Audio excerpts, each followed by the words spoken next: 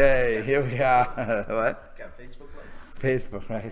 Okay, it's parsha Tavo, and we're going to start. Parsha Tavo basically is there's two sides to Tavo.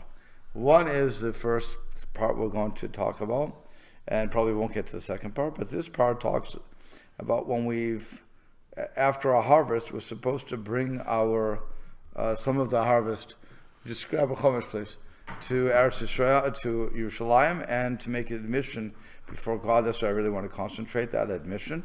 And the second part, the second major hit of this parsha, are all the curses that we will receive if we do not follow Hashem's dictates.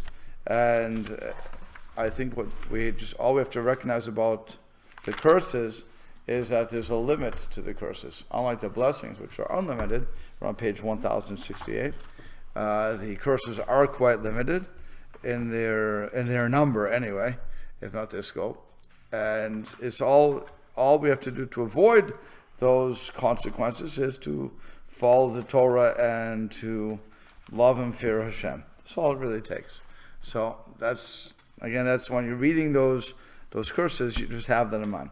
But we're starting 1068, and the parsha goes like this: Vayaki Tavo al arts. It will be when you will come to the land, Asher Hashem Elokecha noten lacha, nachala that Hashem is giving to you as an inheritance, v'rishta, and you will inherit it, v'yashavta ba, and you will dwell in it. Rashi explains right away.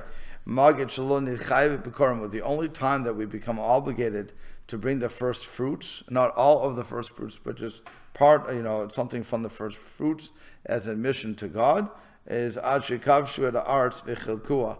It only takes effect once we've conquered the land and split it up. Now, how long would it take to conquer the land? Does anybody remember? And to split it? 6 years? No, it would take 7 years to conquer, 7 years to split, altogether 14 years. So 14 years after Bnei Israel entered into Yerushalayim, entered into Israel, would be the first time they have to bring the Bikurim. So the next pasuk says, "V'lakachta mereshu kol pri adama." So you will take from the first of all the fruits of the land, asher tavi me'artzecha, that you will bring from the land, asher Hashem Elokecha noten lach, that again Hashem is giving to you. V'samta betena, you will put them in a basket. V'alachta el makom, and you will go to the place. Hashivicha Hashem Elokecha, that Hashem your God has chosen, the shakein shmo sham, to have His name dwell there. So Rashi says, remember, it started off with you have to bring. When you come to the land, so you're going to live there. So we're talking about Bikurim, so you have to bring from the first fruits. Rashi says right away, may reshit, from the mem. It doesn't say resh. It doesn't say v'lakachta reshit kol pri adama, the beginning of all your produce, because that means otherwise you have to bring all of it, or the first run of the crop. So Rashi explains right away, since it says may reshit, from the beginning, or from the first, v'lo kol reshit, not all of it, she'en kol peru chayavim b'bikurim, because not all fruits are obligated to be brought as first fruits. El shiva minim bavad, only the 7 types that Israel is praised for. So v'nem rakan eretz, v'nem lahalon eretz, chitus arim, fine. Just as over there, it's the 7 types of fruits that Israel is praised for. So also here, we're only talking about the 7 types of fruit that Israel is praised for. Yeah. So if you had a pomegranate orchard, there are orchards, right? Yes. Yeah. If you have a pomegranate orchard and you harvest, you have to give all your pomegranates. No, you just give a little bit of it. Again, you're bringing one fruit will exempt you actually. One fruit for a whole bunch. It's only made reshape. Again, we're not feeding the world here. What we're doing is thanking God for the produce. I thought, we do that for the special fruits, and then for anything else we can just not give. We don't have to give anything for any other crop. We don't give for any other crop, right? Only from the 7 fruits, period. But even there, we're not taking from everything. We're not bringing that whole first group. He says here, he explains, if you look on page 169, So the sages derive exegetically that this commandment applies only to 7 species to which the land is praised. As enumerated, when a man saw a ripe fig, he would tie a cord to its stem and declare, "This is Bikorim." The sages describe how Jews from the entire land converged on Yerushalayim with the Bikorim in festive processions, accompanied by music and celebrations in city after city. So all I have to do is I see the fig, I see the pomegranate, I see the olive, and so on and so forth. I tie something around it and say, "This is Bikorim." I let it continue growing, and then when I'm going to Yerushalayim, I'm going to bring it up. Okay. And now what happened? So far, so good. And then, I'm going to, by the way, you put into a basket. Here's another thing that's also interesting. What kind of basket would you bring it in? So if you were poor, actually, I don't think it ever changed. If you were poor, you would bring it in a simple basket. If you had money, you would bring it in a better basket. In other words, one which had gold around or something like that. Why would you want to do that? Well, besides, you may think that I should make a distinction between rich and poor here, but why would the rich bring it in nicer baskets than the poor? And you beautify the mitzvah? Correct. Zeh Kelev Yavehu, this is my God, and I will glorify him. So I want to beautify the mitzvah, so that's why they're going to allow for that sort of thing, because otherwise it's embarrassment. Here, the poor guy is bringing a schlepper, he's bringing it up in a wicker basket, and this other guy's bringing gold. So the answer is, you know what? You who are rich have no reason to belittle my Torah. I gave you the wherewithal to spend the money and to beautify my mitzvah, so all the more so you should do that. You should show how much, if I'm going to give it all back to you, God's saying. And for the poor guy, okay, so you're giving your soul up to do this. You know? The poor guy, so if he's bringing a plain straw basket, whatever, he just makes that basket as beautiful as he can. Right. He can do that. Right. But I'm saying, but the point is that somebody may say it's not proper for the rich person to show off so much. The answer is it's not a headache. It's not such a problem, because if I have the opportunity to spend money on a mitzvah, and it's not going to bankrupt me, as it were, so I should do that. Just like I'm going to drive a beautiful car, have a beautiful home, have beautiful clothes, so why shouldn't I dress up the mitzvah too? So really, that's what it says. Something to batena, you put it into a basket, and then you're going to go to the place that Hashem chose. Yeah, you had a question. Sort of on the side, did they give the basket too, or did they give the basket? Oh, so keep going in the psukim. I'll answer your question. Uvata el Kohen, and you come to the Kohen, asher hiyeh b'yamim ahem, that will be there in those days. That's a strange statement to make, no? Just say, bring it to the Kohen. Why do you have to say that will be there in those days? Obviously, you're bringing it to the Kohen that's in those days. What are you going to bring it to? The guy in the past or the future? What are you, a time traveler? Legends of Tomorrow, maybe? I don't know. You're Jules Verne, and you have his time machine. Obviously, it's in that day, right? So, and then to answer your question, who do we give the basket to? V'amarta elav, and you will say to him, the Kohen, he got it to Yayom Lashem Lokecha. I'm telling you today. I'm saying today. Actually, it's interesting. This is a grammatical. It's a grammatical statement there. So he said, "I declare today." Really, he got it to you as I told, right? I told. It's past. He got it to you as a past. It's not I am telling. It's not I'm declaring. It's I told. But you have to say I am telling because Hayom. Oh. So you have a problem there. So okay. So I'm telling today. I declare today to Hashem Lokecha, to Hashem your God, talking to the Kohen. Hashem your God, not my God. Your God. Oh. It's very strange. Why not Hashem our God? That's another thing you can ask. By the way, just because I asked the question doesn't mean I'll answer it. Just understand that. Okay. I'm just telling you how to look at these psukim here. Kivati. So I am declaring today before Hashem, your God, Kivati el ha'artz, that I came to this land. Asher nishba Hashem, that Hashem swore la'avotenu, to our fathers, latet lanu, to give to us. So he went from your God to our fathers. So it's very interesting. Okay. Now, it says, Rashi says, has the same problem. Why does it say Ashiyah b'yamim ahim? That was in those days. Ein lecha ela kohen shebimecha. You only have the kohen that's in that day. So why would you say that? It's a famous, Even if they're not good Kohanim. Right, even if they're not good Kohanim. So, does he say anything here? A little bit. Where does he say It it? says the Torah requires one to show such respect to the Kohen, even though he may be inferior to his predecessor. Oh, there you go. And then he says, he picks on Hashem Lokecha. So he says to Hashem, your God, the bringer of the Bikurim must say the Kohen. Hashem, your God, a term that implies a special relationship between God and the Kohen, as if he were a king or prophet.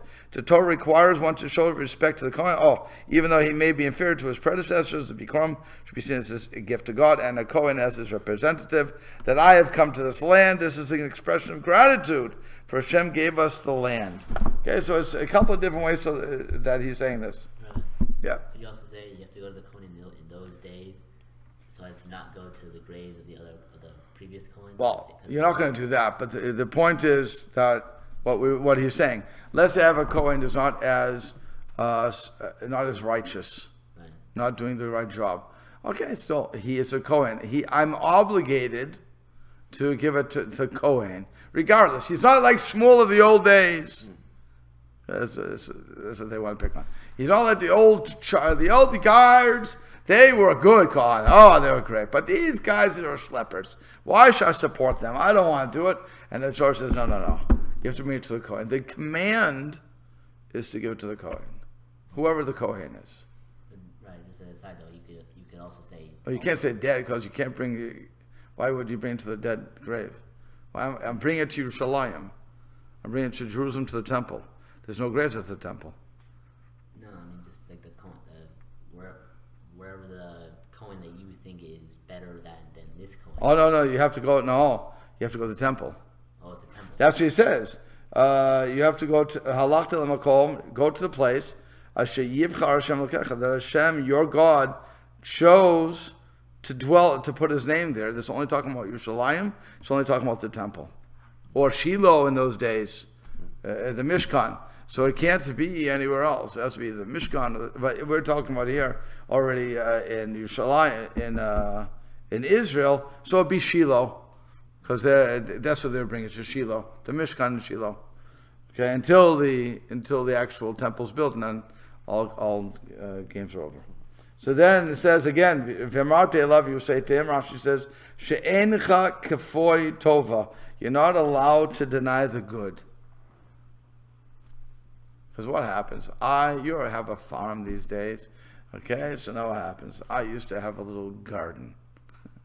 Okay. I don't know if you had gardens when you were young. Do you have gardens when you were in St. Louis? Yeah. Okay, we used to have, I remember, a little garden. My brother had a garden, I had a garden. Yeah. We would put vegetables in. My brother, thank God, has what I call a green thumb. I have a brown thumb. So, but I still got some produce out of it, but his garden took over. Okay, the bottom line is, though, you have to dig up the land.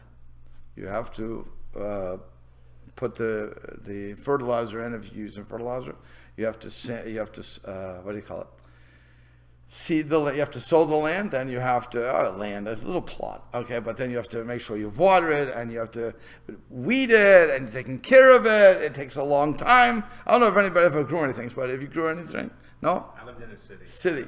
You city folk. Okay. You still have a little patch. You city Not folk. It's the city My folk. backyard was cement. There you go, cement. Okay, but anyway, so we did that, and then you got a little piece of corn. Oh, the corn tastes so good. It really was horrible. But anyway. But imagine now who did the work? It was me. I did the work. I'm the one that had to dig the land. I'm the one. So I say it's all me. And I don't give God credit. So what happens right here, before we ask the question, is it says the day that you're bringing your first fruits, because you're admitting right away it's not your labor. Yes, you did the labor. Yes, you dug, you plowed, you do what you're supposed to do. But your success and failure, or failure, is only from Hashem.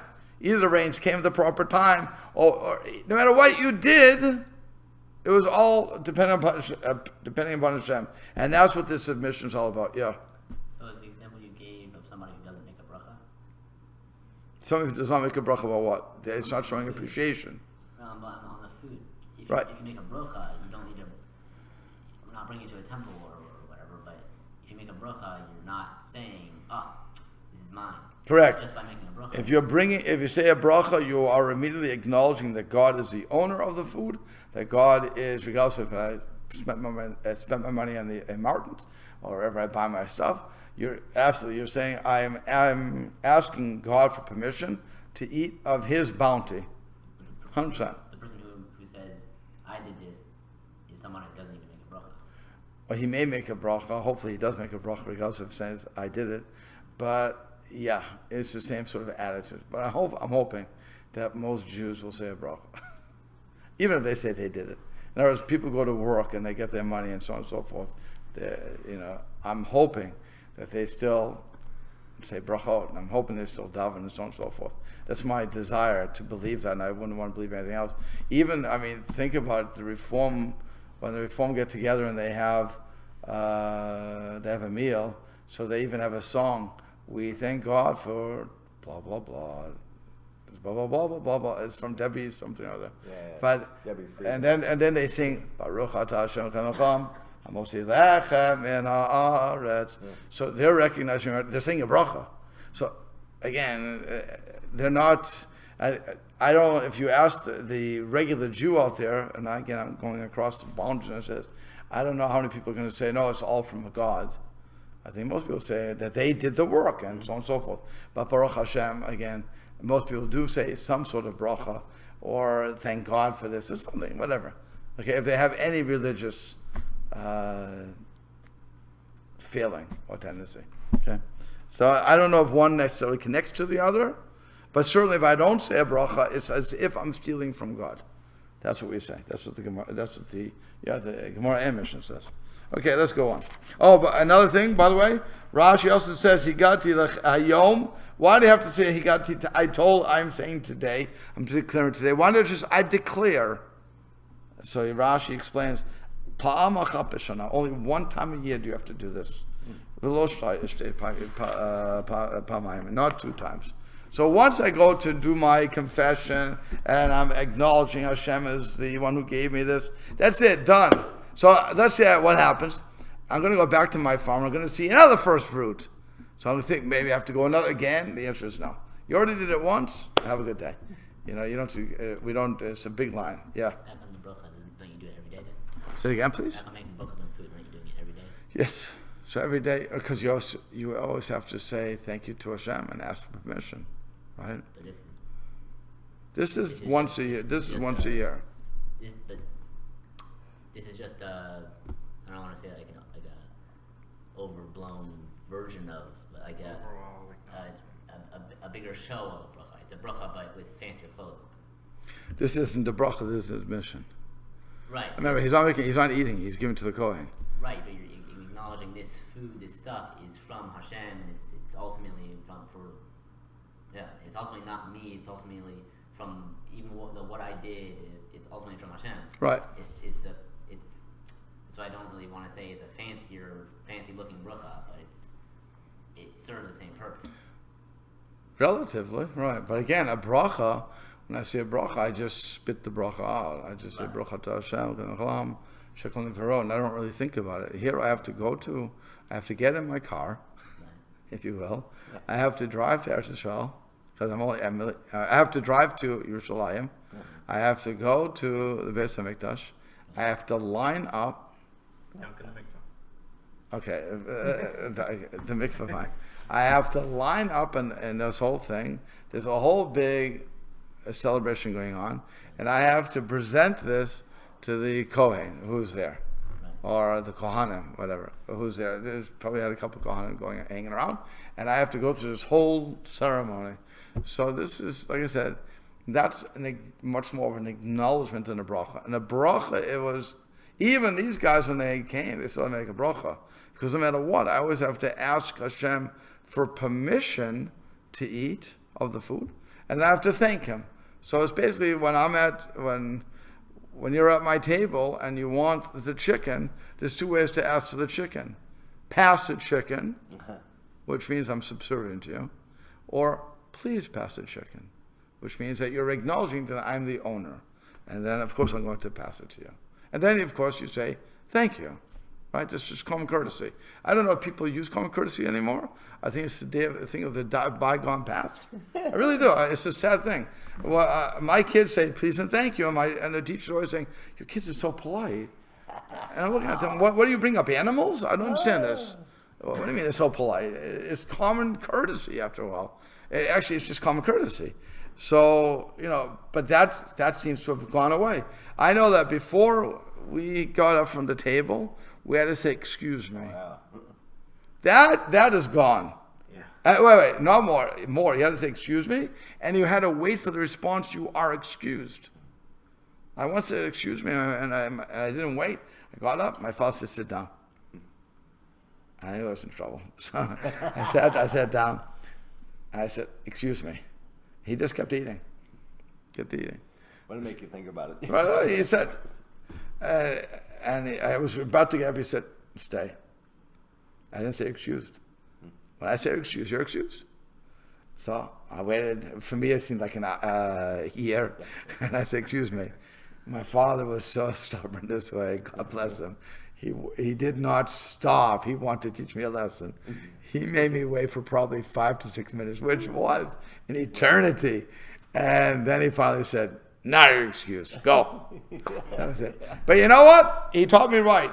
That's it. You learned to say excuse me, so much so that even when I was single living by myself, I would say, excuse me, and I was like, what am I doing here? But it became ingrained in me. Now, I haven't trained my kids like that, but it's to say please and thank you. I did. I hope I did. Anyway. It's like, I guess it's like you're asking permission to depart from Correct. your parents' presence. Correct. You have to ask. Walk away from your parents. You have to, but it's not only parents. If I'm sitting here, I'm supposed to say, excuse me, gentlemen, which I think I do. I think I still do it. Am I correct? Say, excuse me, gentlemen, I have to get something. I don't wait for you to say you're excused. But like I said, my father had to train me for that one. But you're being courteous about getting up and leaving. being courteous, okay. So excuse me. You don't just getting up Well, and it's like walking when away. I think people still, like when you visit somebody's house and it's time to go, and you need to go, and your people are still there. So you would find the host and say, "Well, we have to leave now." Right. You might not say, "Excuse us for leaving," but you're going to still find them and say that you're leaving. Correct. So that's what you want to get to. Yeah. I don't want to keep on the. You won't belabor the point. Go ahead. But for like the bracha that you just spit out, and that's just in the bring it to the temple. That's the thing that you visibly see and you acknowledge and stuff. But that's still, it's like if the bracha that you spit out is you playing the kazoo for a minute, and then the temple is a 20-piece band with elephants in the red. No, it's obviously, again, I'm agreeing with you. That's an acknowledgement. It's a grandiose acknowledgement of what's going on. Right. 100%. Oh. 100%. Yeah. Okay, so now what happens? So I have to say, and it's on Dalet. So the Kohen takes the basket, will take the basket from your hand, and he will place it before the altar of Hashem, your God. So what happens? Why is he taking it? So Rashi explains, to wave it. And if so, the Kohen puts his hand under the hands of the Baal, or the people who own it, and they wave it. The reason they're waving it is to stop the bad dews and so on and so forth. There's a whole waving from up and down and so on and so forth, okay? Which I don't want to get into. Now, here's what we get into. So he took the basket, great. Vanita v'amarta, and you will answer, v'amarta, and you will say, or you will answer and you will say, Lifnei Hashem Elokecha. Yeah. Marta, that grammatically that's past tense. Yeah, because of the vav, though, vav conversive. Right. Okay, good call. V'anita v'marta. So you will answer and you will say. Now the question is, what do you mean you will answer and you will say? You will say. You didn't say anything. I didn't ask you a question. What do you mean answering? So Rashi, you don't. What does he say in English? Say it again. You should call out. Oh, there you go. They spoil it. That's one thing I have to say about all these translations. They destroy the questions from Rashi. Oh. Mamish destroy it. Because Rashi says, what's mean Benita? So they tell you what Rashi says. Lashon Arama called. He raises his voice. Okay, that's what they say. You should call out. Good. And you will say, Lifnei Hashem L'kecha, before Hashem your God, Arami Oved Avi. Translate that. Come on, let me hear. An Aramaean is destroying my father. Destroying is present tense. It's a participle. Oved is not avad. Oved is literally, it's an ongoing event. Now he translated as tried to destroy. Yeah. Okay? Why? Rashi, because he's quoting Rashi. So he says, Mazkir, Rashi says, Mazkir chazdei hamakom, you're mentioning the kindness of Hashem. When you say Arami Oved Avi, the Arami is trying to destroy my father. Lavan, who's it talking to? Lavan bikesh lakor dakol. Lavan, who was the Aramean, right? So he tried to uproot everything. Kisharadav Ach Yaakov, when he pursued after Yaakov. Here's a big chiddush. Here's a big nuance that the Gemaras teach us. Since the Goy thought to do this, since Lavan, the wicked Lavan, thought to uproot his son-in-law and to destroy him, Hashem considers it as if he did it. Because what we learn from this is he's of idolaters. By the way, it's only idolaters. Hashem considers their thoughts like actions. That's the opposite for us. It's the opposite for us. In other words, let's say a Jew has in mind he wants to steal from Ploni. And what happens is he goes to Ploni's house and he finds the door locked. Well, he may be a crook, but he doesn't break and enter. No. Okay. So he turns around and goes home. Hashem doesn't punish him for thievery. The Akum, the Avodah Zaranik, so the idolater, he has a mind to steal from Ploni. He goes to Ploni again. Same exact scenario. He doesn't believe in breaking and entering. So he turns around. Hashem considers it like he stole. Okay, so that's why it's... You give a reason? Because that's the natural desire of the idolater would be to steal. And he doesn't have a connection to God. He's right, because he has no connection. And the Jew, they say his overall connection is stronger than that. So Hashem doesn't punish him for that. Yeah. So I say he's destroying. Say again? God sees it as he did the action, but that's still past tense. As Lavan, he thought he would do it. Right. He did it. Right. But it's still past tense. So Correct. So it's you could say a couple of different things. One is if I would go with what do you call it? There's a grammatical point that sometimes, and we learned this before too, that in our grammar classes, sometimes it's a participle. First of all, it's not what we call today. It would be called present tense, but the Torah doesn't have present tense. It's impossible, right? Because it's already happened. It can only have, that's why it's perfect, imperfect, so on and so forth. So you can sometimes translate, and that's what they're doing, the participle, what we call participle, as past tense, whatever makes sense in the context. So while I'm looking at it, I'm telling you, yes, this is a participle. We have to recognize this is a participle. So which means we have to try to make sense of what's going on here. Why do you mean an Arami is making my family perish, or whatever the case is, or is doing. By the way, you can also go, so that's why you would say is trying, to answer your question. But you can also go further than that. If I really wanted to be, give you a drasha here, then I could tell you that it's a continual event. The Arami is always trying to destroy my father. They're always trying to destroy my roots. Think about that. In order to wipe me out, you can't wipe me out without wiping my family out. So you try to wipe me out from the beginning. So that's why the Arami is constantly doing this. The Arami, and what's an Arami, by the way? he is a deceiver. That's Aramean is a deceiver. So the deceiver, wait a second, hear what I'm saying. So the deceiver is constantly trying to do it, and since they're trying to, Hashem considers it as if they are continually doing that. So you have that concept of Rami Oved Avi, and not Avad Avi. Because, by the way, if he would have said Avad Avi, Avad destroyed my father, then what am I doing here? I can't speak. I'm destroyed. So it has to be try. That's the reason why Rashi has to say try, and also here he has to translate try. Yeah. Next question. Is that word Arami? Arami. Arami, that is an actual word. Is that What means Aramean? or Aramean? Aramean. It's a place. So Armenian? Armenian. Armenian? Oh. Armenian. I guess it would be the Armenians today. No, Aramean is a different thing than Armenian. Why? Can you prove that? Yeah, hang on. Probably not right now because I don't have my phone. You don't have a phone. you don't have Google.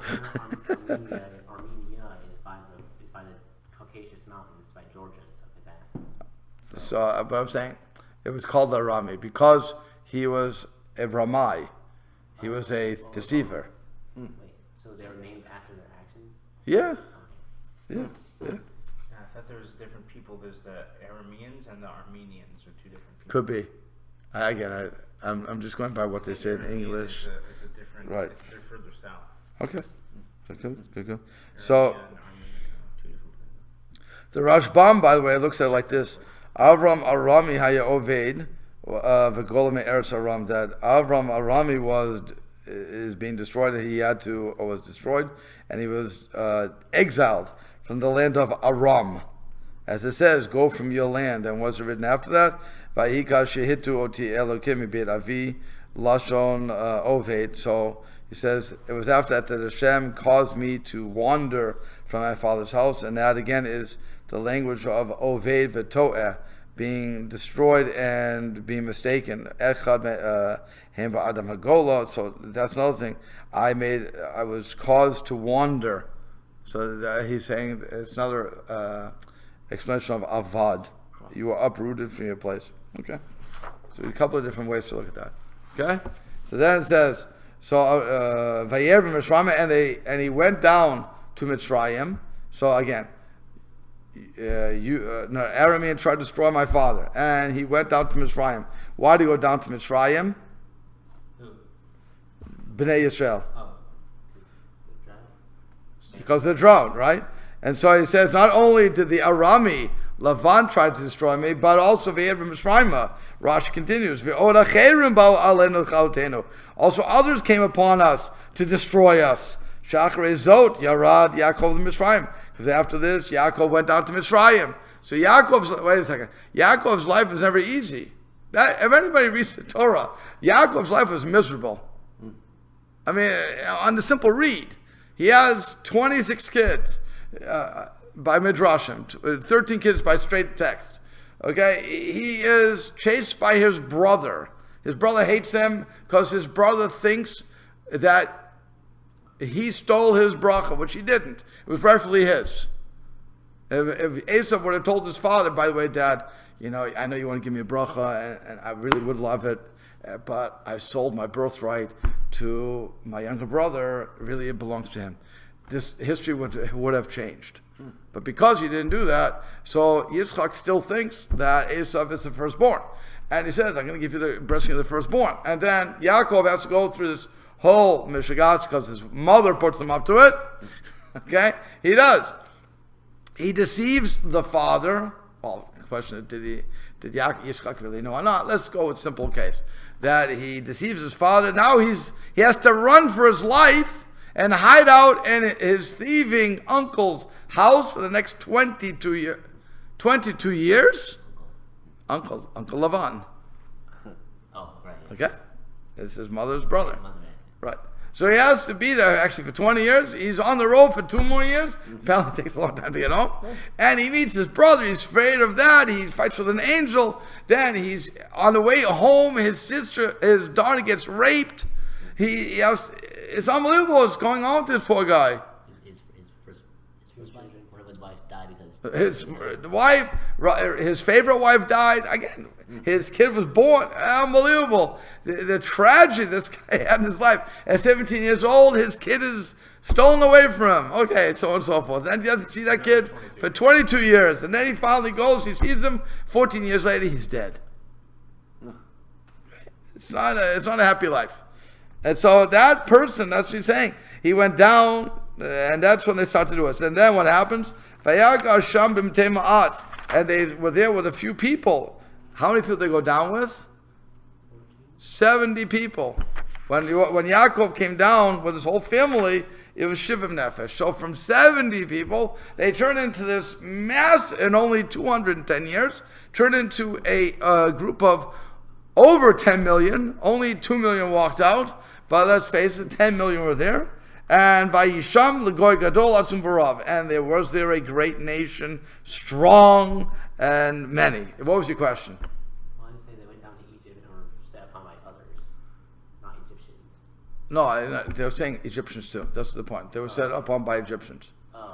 In other words, Lavan tried, and then that wasn't enough. So now we have the Egyptians who said they're going to kill us. Okay. And the point is, it's a continual history that people are trying to kill us. There's a little bump there. We went down to Egypt and we were set upon by others. Well, Rashi's saying, no. It says, the verse says, Arami tried to destroy my father, and he went down to Mitzrayim. So Rashi's telling us, and furthermore, when we're in Mitzrayim, others tried to destroy. Otherwise, why say that in your confession? You remember, you're confessing all the goodness that Hashem has done for you. We went down with a few people. We came out with a major group. Even if you go by simple numbers, 2 to 3 million people. And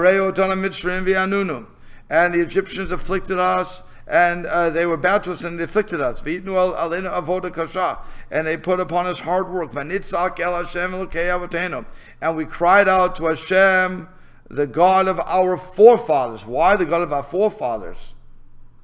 Why not our God? Again, this guy is announcing these things. Why aren't you just saying, and we cried out to God? If we would speak today, we would say, we cried out to God. He was saying, we cried out to the God. Which God? Who's Hashem? Elokei Avotenu, the God of our fathers. Let me just finish the pasuk. Vayishma Hashem el koleinu, and Hashem heard our voice. V'yarden yenu, he saw our affliction. V'yadam and our hard work. V'yad lachasin, and our oppression. Yeah. The God is the same God, regardless, but it's the God. If you will, it's the God who made the promises with the patriarchs. Right, patriarchs, yeah. So, but those promises went on to the generations. But in that time, the different aspects of God, was it the different aspects of God for each patriarch, or the same?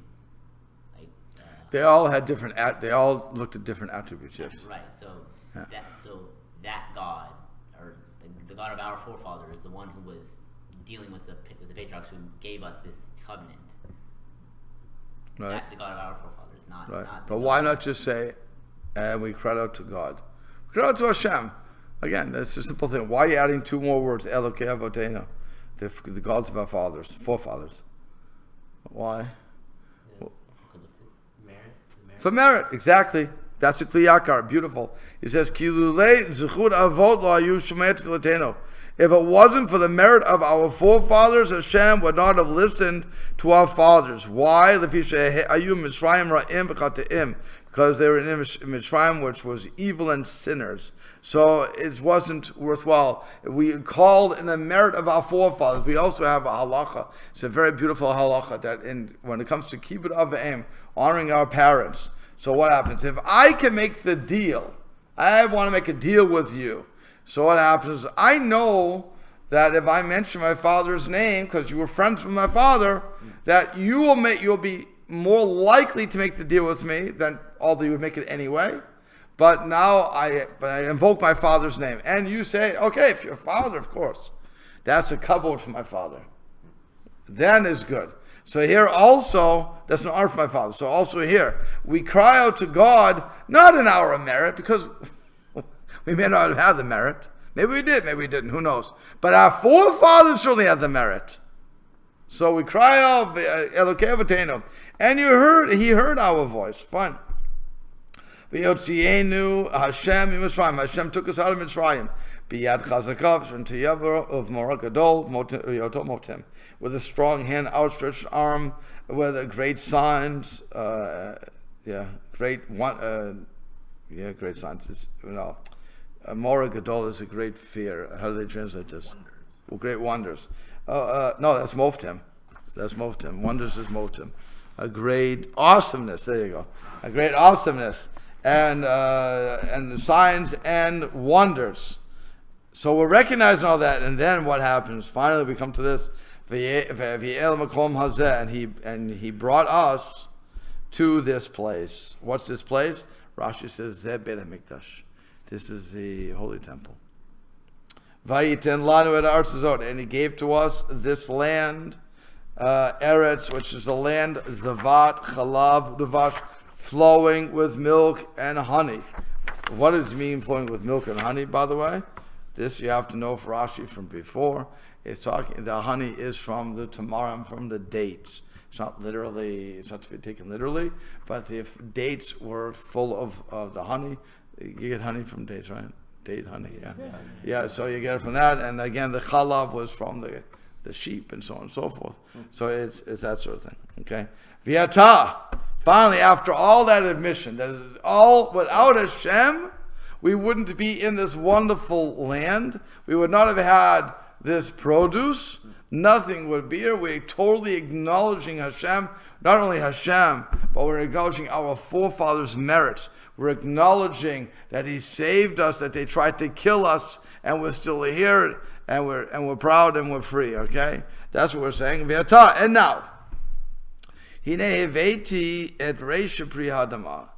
Now behold, I have brought the first of the fruits of the ground, asher natata li Hashem, that Hashem has given to me. Period. That's what he says. That's the admission. V'hinachto, and he places it, which means after Rashi said after they did the waving with the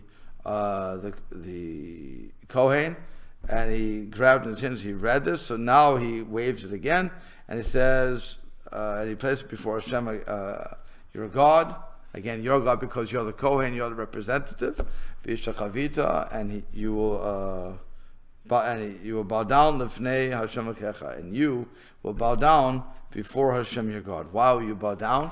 Simple thing. Why would you bow down to Hashem? Why would the person just gave this whole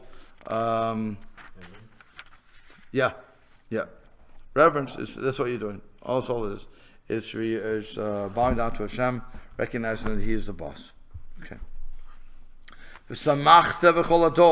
And you will rejoice in all of the good. Hashem gave to you, has given to you, that Hashem your God has given to you, and to your household. Ata, you, v'halevi, and the Levi. And the goy, or the stranger, not the goy, the stranger that is in your midst. So Rashi explains Ata v'halevi, af halevi chayev bikorim. Also the Levi is obligated in bikorim, in first fruits, im not to betoch arehem, if they plant in the midst of their cities. Remember, they have 48 cities altogether, the Levium. They have 1,000 amount of land around their cities where they can plant. So when they plant, if they have produce, they also have to bring it. And what would be your Havamim to think that they wouldn't have to bring it? Why do you think our Levi wouldn't have to bring it? He doesn't have a share in the land. Okay. What else? Because he's on the family Kohen, right? They're all the priestly clan. They're all dealing with the temple. So you may have thought, since they don't have land and so on and so forth, I'm not obligated to bring it. Not you are obligated to bring it. Then it says the gear that the stranger is in your midst. Maybe now here is an interesting thing. He brings the gear, brings the produce, but he doesn't read the declaration. Why? He wasn't there. No. You can't say our fathers. Oh, that's right. So you can't say our fathers. So here's an interesting question. What happens when a person converts? A person converts, so you would say, following this logic, that he would be obligated to bring the first fruits, but he couldn't say this declaration because he can't say our forefathers. So what would he say then? Say again? Would he say it in Shemona Esrei? Yeah. So the question is, why would we rule that the ger would say it? Because Avram Avinu is everybody's forefather, right? He's the father of all gerim. Would he still say it in plural though? Yeah. Well, then he wouldn't change it. Which is why when he's It's only Avram, it's not the other ones. still Avram, Yitzchak, Yankov, they're all the same. Yeah. But it comes down to that. That's how I'm pretty sure that's how the Rambam rules, that he would say our forefathers because it's just what it is. Yeah. Would the converts, children, the converts' children be able, they would be a Jew though, right? The convert's also a Jew. I don't want to say the convert's not right, a Jew. A Jew that could say our God or our forefathers. Right. Right. But again, by logic, he shouldn't be able to. Logically, he shouldn't be able to because he has the same problem that the father had. But that's why we would say that once the person becomes a convert, so they're already considered as if because of Avraham, because he is the first ger, right? He was the first convert. So because of him, and by the way, most converts, if you ever look at the name, they will be Yoshua ben Avraham. Right? There's not so many Jews named Abraham. There's already gerim running around, but everybody's called Ben Avraham. That's why if you don't, or Ben Sarah, depending on if the person's sick. That's why when, let's say I only know the guy's Hebrew name or the woman's Hebrew name. I don't know the father's. I don't know the first Hebrew name. So I can always default to Ben Sarah or Bat Sarah, whatever the case is, or Ben Avram or Bat Avram. So that's really where it's coming from. Do you do the same thing if the father is not Jewish? You always do that. Yeah. If the father's not Jewish and the mother's Jewish, you mean? Yeah. Yeah, so then you would say, you can say Ben Avram. Rav Moshe said you can also go to the grandfather's name. Her father. Her father's father? No, her father. Her father. So you have this girl, the Jew's father. She has a child. Let's say Rivka is Bat Shmuel, okay? So now Rivka has a son. And let's call the son Reuven. Nobody's Reuven here, so fine. So now it could be Reuven ben Avram, or it could be Reuven ben Shmuel. I think what did I say his name was? Shmuel? The father. The grandfather's name, whatever. The maternal. You can go maternal, right. So you can do that. What you cannot do, of course, is pick up his lineage. If he's a Levi or a Kohen, you're out of luck. That you can't do. Yeah. What does Plony mean in Hebrew? Plony is Joe Smith. Yeah. Okay, so could you name your child Plony? You wouldn't want to. It's like naming. There's no name. It's just. I know, but Buddy. Joe Smith. The Smith. That's Joe Smith is just. I'm just saying he is a. Yeah. Plony ben Plony. It just means. You can name a kid person. I guess you could do anything, right? I Get beat up in was school. wondering because Joe Smith, that's actually technically named because it still has that crafting. Right, but we all. What I'm saying is, no, you wouldn't name a kid Plony. Hopefully, you wouldn't name. Although, who knows in these days where they're naming kids Apple and Blossom, whatever, Sky. Right? What else?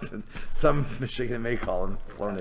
Right. Yeah. So saying the convert can't say that, but he can because he's been Abraham. Right. So what we're saying is. Why even say he can't? Why even? No, because it's saying the gear. So the gear that's in your midst, it was somewhat the stranger, not the convert. Okay.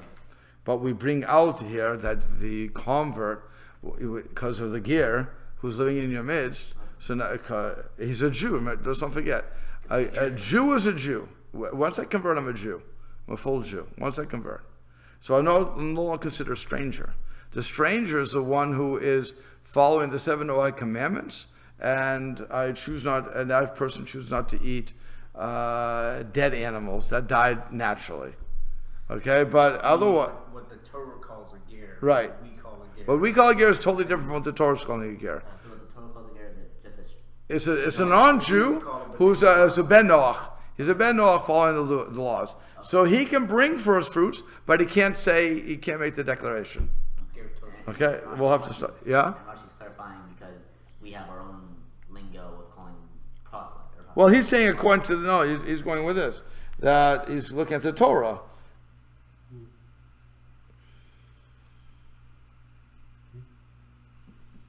Oh, excuse me. No, Rashi's going the other way.